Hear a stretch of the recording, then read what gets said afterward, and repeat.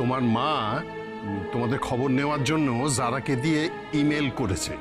Yes dad, আমি এক্ষুনি mail check করে মমকে রিপ্লাই করে দিচ্ছি। কি করছেনটা কি? দেখে শুনে চলেন না, ধাক্কা টাক্কা মেরে চলছেন। Just shut up.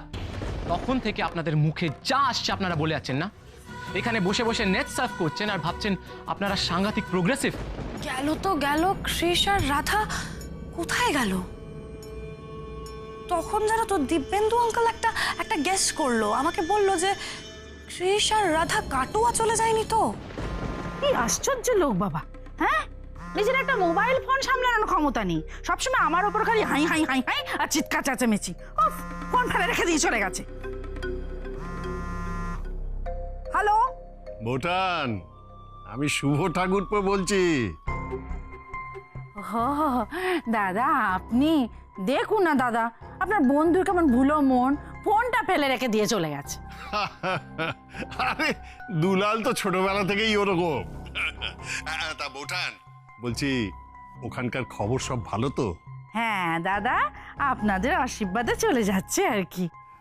বলছি যে কৃষ, রাধামা ওরা সব ঠিক মতো পৌঁছেছে তো? ওমা সে কি দাদা, ওরা তো সেই সকালবেলা এসছে, এসে পৌঁছে আপনাদের খবর দেয়নি? ওমা আমাদের যে বললো আপনাদের ফোন করে নিয়েছে। হ্যাঁ, করেছে করেছে করেছে সকালে রাধামা, কৃষ দুজনেই ফোন করে জানিয়েছে যে ওরা একদম সেফলি পৌঁছে গেছে। আসলে কি জানেন তো, ছেলে মেয়ে বাড়িতে না থাকলে মনটা তো বড়দের বড় আনচান করে। সব সময়ই মনে হয় যে কোনো একটা না একটা ছুতোয় ওদের একবার ফোন করি, একটু কথা বলি। হ্যাঁ দাদা, তা যা বলেছেন। আমারও তো রাধার বিয়ের পর থেকেই একই অবস্থা। রাধা চলে যাবার পর থেকে আমার গোটা বাড়িটা যেন করে খাঁখা খাঁখা করছে দাদা। বাড়ি কি বলছি, আমার মনে হয় আমার বুকের পাঁজরটা কেউ যেন কেড়ে নিয়েছে। আচ্ছা বৌঠান, বলছি যে কৃষ বা রাধামা কারোর সাথে একটু কথা বলা যাবে এখন? কারণ ওদের দুজনেরই তো ফোন বন্ধ। ওমা দাদা, এ আবার কি কথা? কথা কেন বলা যাবে না, বিলক্ষণ বলা যাবে। হ্যাঁ, আপনি ধরুন, আমি আমি আমি আমি দিচ্ছি, ওদের দিচ্ছি। হ্যাঁ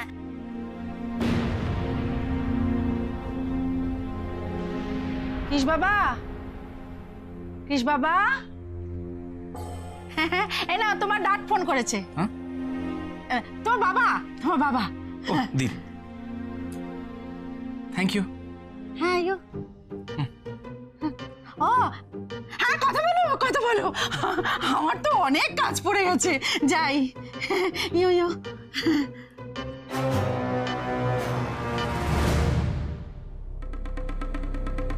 হ্যালো, হ্যাঁ ড্যাড। কৃষ, তোমরা কোনো যোগাযোগ করছো না বলে তোমার মম আর সারা এরা দুজনেই খুব টেনশনে আছে। তোমাদের এই অল অফ আ সাডেন ট্রিপটা নিয়ে না খুব সন্দেহ করছে।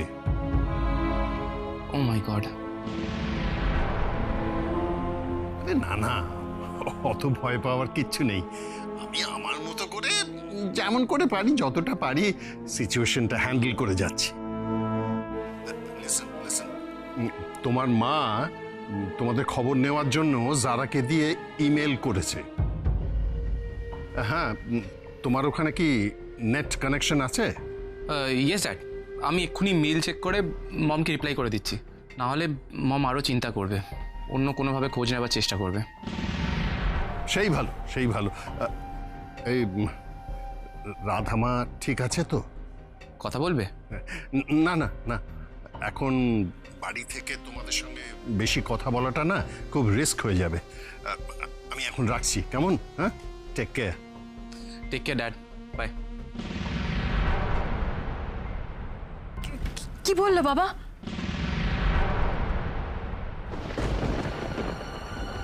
কি হলো? কি যেন বলছিল কৃষ বাবা, ওই মেল টেলের নাকি একটা করবে? ওটার মানে তো আমি জানি, মিনা আমায় বলেছে। ওটার মানে হলো কম্পিউটারে চিঠির উত্তর দেওয়া। হ্যাঁ, কিন্তু কাটোয়ায় বসে বসে নিজের মাকে কম্পিউটারে কেন উত্তর দেবে? তো ফোন করে নিলেই পারে। আবার কি যেন বলছিল, ওই কম্পিউটারে উত্তর না দিলে খোঁজ করবে, অন্যভাবে খোঁজ করবে। কি খোঁজ করবে? কার খোঁজ করবে? হ্যাঁ, জানতে হবে, জানতে হবে। এই রাধার বাবা যখন ওদের বললো বাড়িতে একটা ফোন করতে, ওরা কেমন ঘাবড়ে ঘাবড়ে গেল। কেন গেল? এমনিতে তো ওই ছোট চুল বউটা মোটে দেখতে পারে না রাধাকে, তাহলে কি কোনো একটা ঝামেলা পাকিয়ে এসছে নাকি? জানতে হবে, এটা আমায় জানতে হবে। রাধার বাবা ওই মুটকির কাছে আমাকে ক্ষমা চাইয়েছে। হ্যাঁ, সব কিছু জেনে শুনে নিয়ে ওই অস্ত্র দিয়েই যদি প্রতিশোধটা নিতে পারি তাহলে ক্ষতি কি? জানতে হবে। রাধা, তাড়াতাড়ি আমাকে ল্যাপটপ এনে দাও। মম মেল করেছে, আমাকে এক্ষুনি রিপ্লাই দিতে হবে। ফার্স্ট টাইম মমকে মিথ্যে বলে বাড়ি থেকে বেরিয়েছি, তারপর মমকে রিপ্লাই না দিয়ে মমকে টেনশনে ফেলে দিয়েছি। আমার ভীষণ গিল্টি ফিল হচ্ছে। আপনার কেন খারাপ লাগছে? খারাপ তো আমার লাগার কথা। আমার জন্যই তো আপনাকে হেড মিস্ট্রেসকে মিথ্যে কথা বলতে হলো। জ্ঞান পাপি একেবারে। আর কথা না বাড়িয়ে তাড়াতাড়ি ডঙ্গলটা এনে দাও, তাড়াতাড়ি। এই নিন।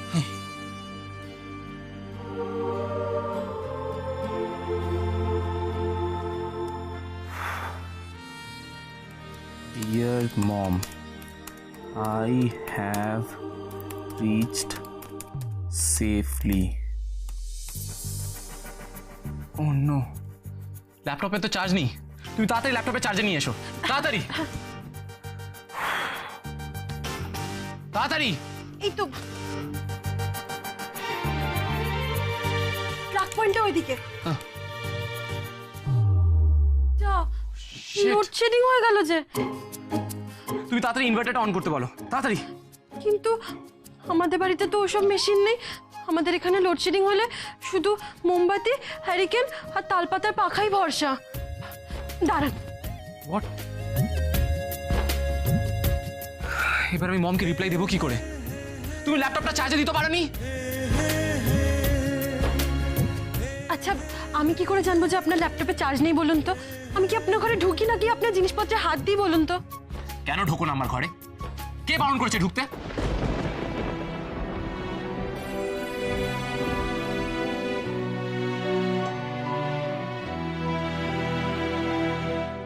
থাকতে তো চেয়েছিলাম, কিন্তু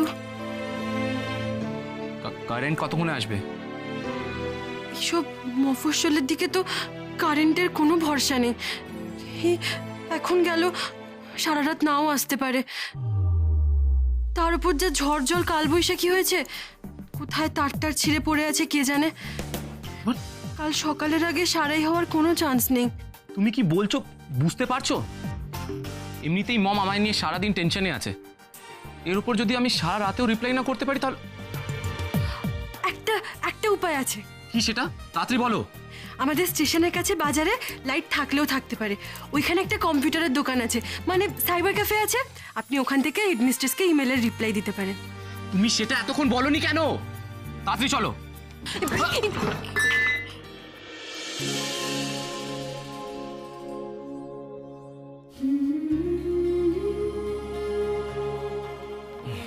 তাড়াতাড়ি চলো, হারি আপ।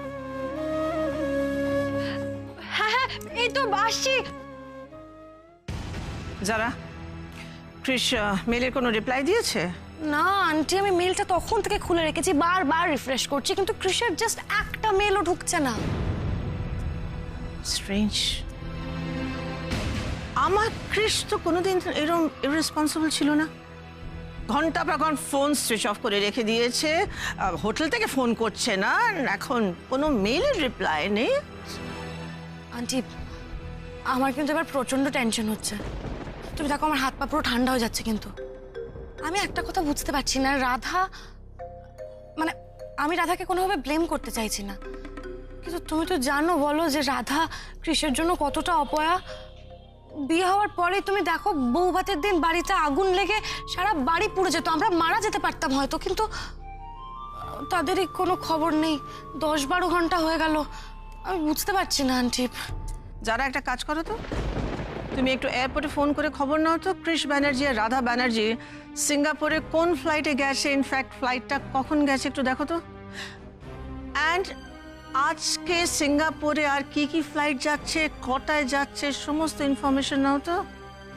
আরে এক্স্যাক্টলি, আমি এত টেনশন করছি, আমার মাথাটা খারাপ হয়ে গেছে। সব থেকে ইজি তো এটা। দাঁড়াও আমি নাম্বারগুলো বার করছি এয়ারপোর্টের।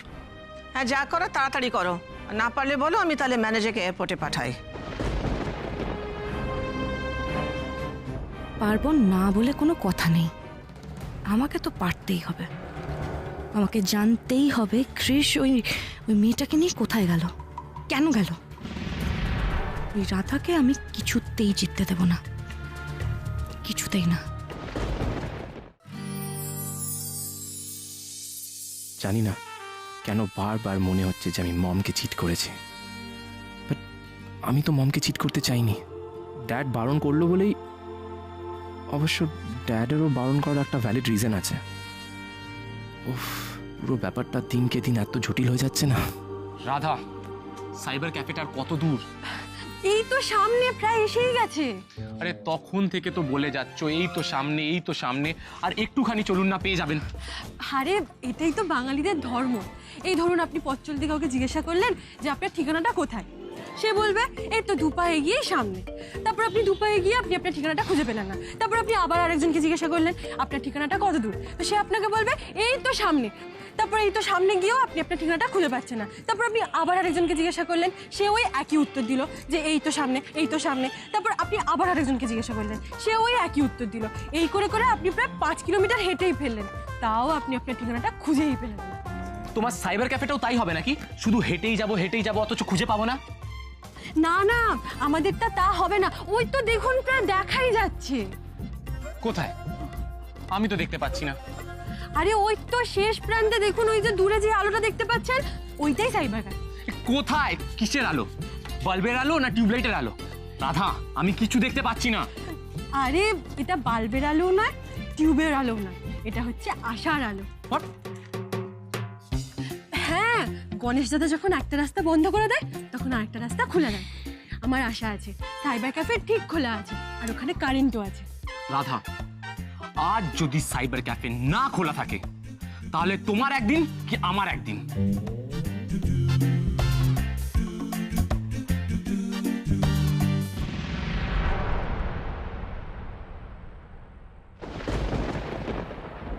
ইউ হ্যালো, দেখে সাইকেল চালাতে পারো না? ধাক্কা মেরে চলে গেল। রাধা, তোমার কিছু হয়নি তো? তুমি ঠিক আছো তো?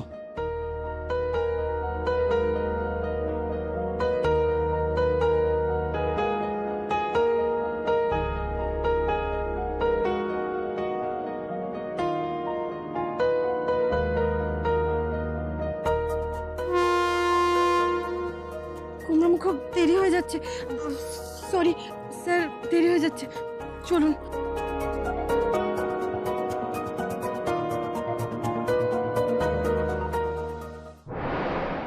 প্যাক লাগানো হয়ে গেছে বৌদি।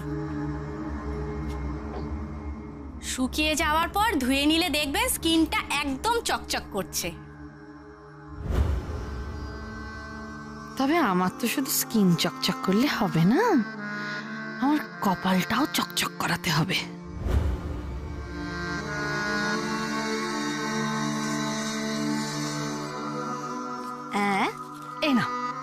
এই নাও তোমার টাকা।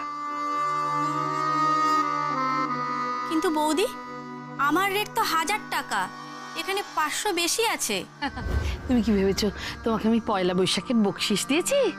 ভুলেও ভেবো না, আমি তোমাকে এক্সট্রা টাকা দিয়েছি একটা এক্সট্রা কাজ করে দিতে হবে বলে। একটা চিঠি লিখে দিতে হবে। কিসের চিঠি? কাকে লিখতে হবে? এই নাও রাইটিং প্যাড আর পেন, এ নাও ধরো ধরো ধরো। আমাদের বৌমা রাধা আর কৃষের যে ডিভোর্স হয়ে গেছে সেইটা রাধার বাবাকে লিখে জানাতে হবে। কোনোভাবে ধরা পড়ে গেলে আমার বিপদ হয়ে যাবে তো। হ্যাঁ, বিপদ তো হবেই ধরা পড়ে গেলে।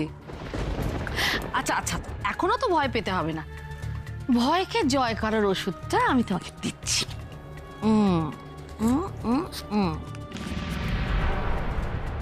আরে ধরো ধরো ধরো, আরে ধরো না, এ নাও, এবার লিখে ফেলো। আরে বসো বসো বসো বসো, নাও লেখো, শ্রী চরণেশু দুলাল বাবু, আমি আপনার ও আপনার মেয়ের একজন শুভাকাঙ্ক্ষী। আপনাকে জানাতে বাধ্য হচ্ছি যে শ্বশুর বাড়িতে আপনার মেয়ে রাধার কষ্ট আর সহ্য করা যাচ্ছে না। রাধা আর কৃষের ডিভোর্স হয়ে গেছে। এখন রাধা নিজের শ্বশুর বাড়িতে ঝি হয়ে বসবাস করছে আর সকলের লাথি ঝাঁটা অত্যাচার সহ্য করছে। আপনি অবিলম্বে এসে আপনার মেয়েকে নিয়ে যান। দেরি করলে কিন্তু সারা জীবন হাত কামড়াতে হতে পারে। ইতি আপনার একান্ত শুভাকাঙ্ক্ষী।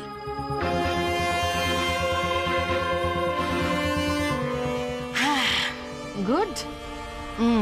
এই চিঠির কথা কিন্তু তুমি কাউকে বলো না, হ্যাঁ? এবার তুমি যাও। ঠিক আছে ম্যাডাম।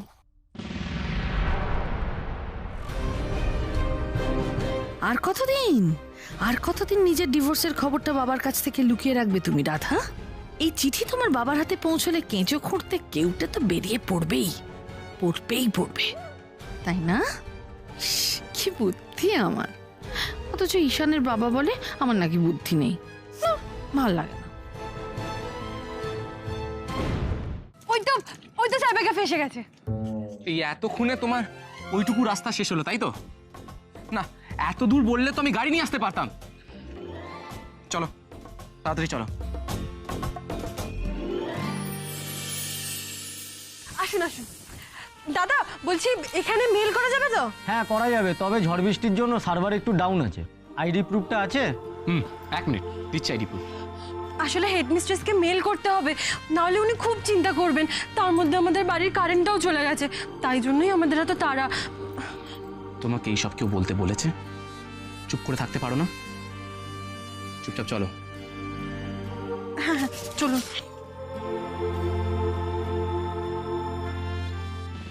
কি করছেনটা কি?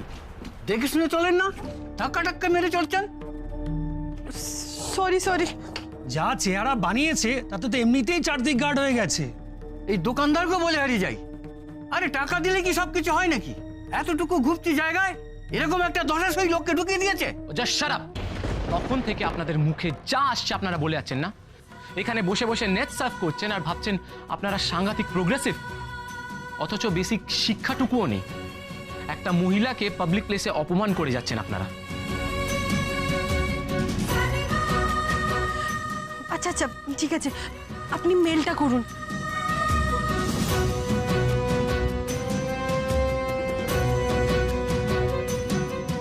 নিন, এখন থেকে নেক্সট 1 আওয়ারের জন্য এখানকার সমস্ত কম্পিউটার আমার। দয়া করে অন্য কাউকে অ্যালাউ করবেন না। Okay sir. এটা আপনি শুধু আমার জন্য করলেন, তাই না গুমরামুখ? যাতে আমাকে আর কেউ না অপমান করতে পারে। কি হলো? ওখানে দাঁড়িয়ে আছে কেন? এখানে এসো। হ্যাঁ যাচ্ছি। উফ, এই মেয়েটাকে নিয়ে আর পারা যায় না।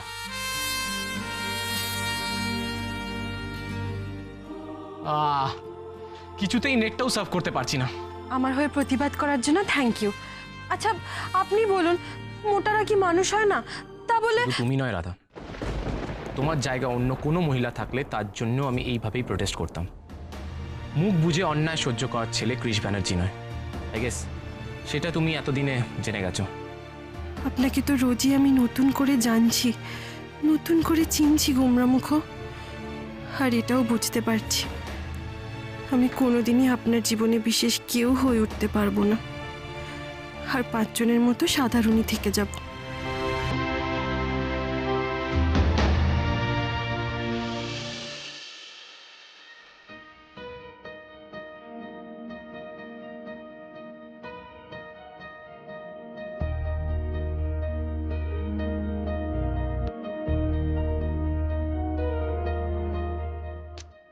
রাধা, এসব কি হচ্ছেটা কি? নিজের চুলগুলো সামনে রাখতে পারছো না? তুমি তো দেখছি নিজের ব্যালেন্সও রাখতে পারছো না, নিজের চুলও সামনে রাখতে পারছো না। সরি, আসলে হঠাৎ করে এত হাওয়া দিচ্ছিল না, আমি ফাইনালি নেট কানেক্ট হয়ে গেছে। এই এই মমকে মেলটা পাঠিয়ে দিই।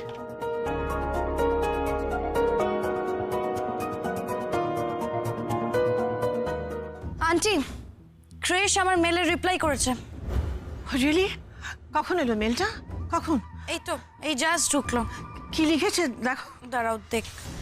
লিখেছে যে ও সেফলি ওখানে ল্যান্ড করে গেছে, ফ্যাশন উইকে কাজের জন্য একটু বিজি আছে আর হোটেলেই আছে, আর ওখানে রোমিং এর কিছু প্রবলেম হচ্ছে তাই জন্য ফোন অফ রেখেছে, ও একটু পরে ফোন করছে। আর রাধা?